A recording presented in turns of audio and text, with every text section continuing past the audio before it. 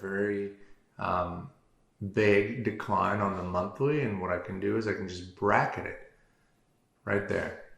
Okay, pretty easy to do. Sometimes I use the 5, sometimes I use the 15 minute. 15 minute is really more my preferential, but I sometimes like to take kind of a more condensed view.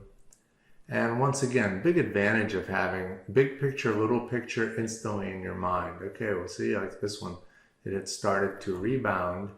Incredible volatility, Chinese company. You know, I'm not going to get involved with that right now, but just always on the lookout. And this view right here, right? The reason I'm seeing these halted,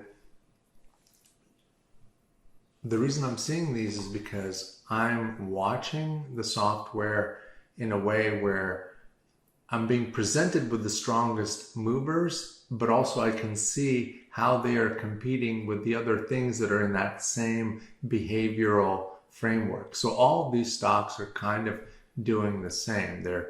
This is 15 minutes, but this is all a little bit shorter time frame potentially in terms of what it's doing. So you see these like kind of green candles. It's just a percentage race, right?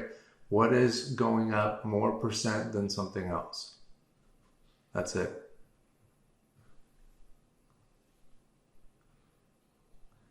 And there's a reason why, you know, not all stocks are, oh, look at this one. Earnings in 2 days. Do you like that? Just easy to see.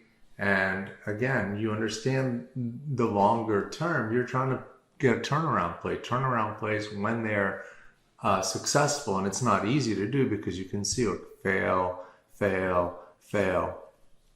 But if you have your risk protectors in there, you try a lot of these out, and the ones that succeed, they do 10x.